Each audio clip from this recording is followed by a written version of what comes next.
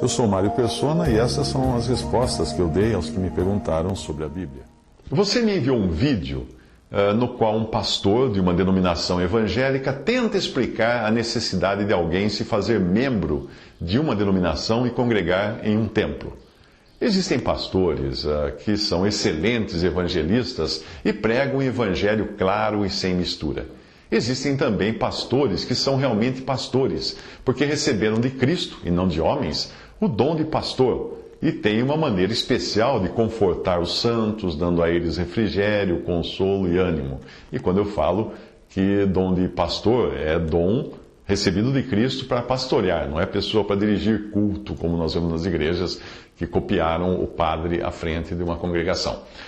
Mas quando um pastor, que pode ser um bom evangelista e pode ser um bom pastor para pastorear ovelhas, quando ele se propõe a explicar o que é a igreja, eu não perderia muito tempo escutando o que ele diz por dois motivos. Primeiro, porque se ele realmente entendesse o que é a igreja, o corpo de Cristo, não continuaria ligado a uma denominação ou facção do testemunho, negando na prática a unidade do que a palavra de Deus chama de um corpo, e não vários.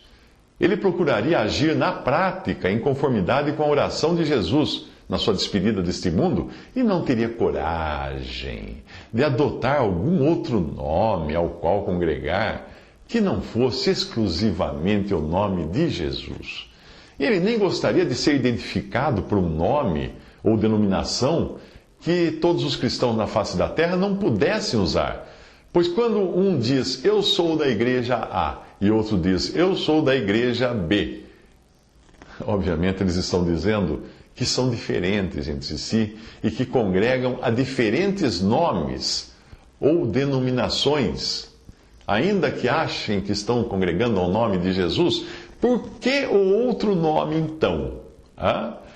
Jesus orou assim ao Pai: não rogo somente por estes, mas também por aqueles que, pela sua palavra, hão de crer em mim, para que todos sejam um, como tu, ó Pai, o és em mim e eu em ti, que também eles sejam um em nós, para que o mundo creia que tu me enviaste.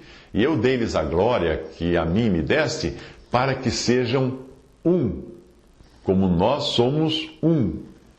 Eu neles e tu em mim, para que eles sejam perfeitos em unidade. E para que o mundo conheça que tu me enviaste a mim e que os tens amado a eles como me tens amado a mim. João 17, 20 a 23. Agora eu pergunto, será que o mundo irá crer que os salvos por Cristo são um? Quando o mundo olha ao redor e vê tantos diferentes nomes identificando esses salvos? Hein? Eu não estou falando aqui de salvação, que a salvação é pela fé em Jesus Cristo, não importa o lugar onde você congregue, você creu no Senhor Jesus um dia, recebeu o perdão dos seus pecados, você está salvo. Eu estou falando agora do testemunho que você está dando aqui na terra. Portanto, se esse pastor entendesse realmente o que é esse um só corpo de Cristo, ele deixaria imediatamente de congregar numa denominação, deixaria de levar um outro nome, consideraria até um absurdo levar sobre si um nome, uma bandeira de algum nome ou título inventado por homens. Segundo ponto que eu quero trazer é o seguinte: se esse pastor entendesse realmente o que é a igreja, ele deixaria o seu posto de clérigo na sua denominação e se sentaria junto com os irmãos congregados somente em nome do Senhor, reconhecendo que deve ser o Espírito Santo quem dirige as reuniões da igreja. E aí o Espírito pode usar quem ele quiser para edificação, exortação e consolação. Ele saberia que na reunião da igreja falam 2 ou 3 profetas e que eles estão sujeitos ao julgamento feito pelos demais irmãos. Agora, numa denominação com um homem na frente, pregando, tente se levantar e falar assim: pastor, o senhor se equivocou nisso que o senhor disse, não está correto. Sabe o que acontece? Então você sabe. Mas numa reunião de irmãos congregados ao nome do Senhor, onde falam 2 ou 3 profetas e os outros julguem, isso acontece. Isso acontece porque a Bíblia manda julgar os que falam segundo a palavra de Deus. Eu sugiro você ler o livro da autobiografia chamada Minha Decisão, de autoria de Edward Dennett, um pastor ou um ex-pastor, que abandonou o seu posto e a sua denominação depois que ele entendeu que a igreja são todos os salvos por Cristo e que também ele estava agindo de modo contrário à palavra de Deus ao se colocar à frente de uma congregação na posição de pastor.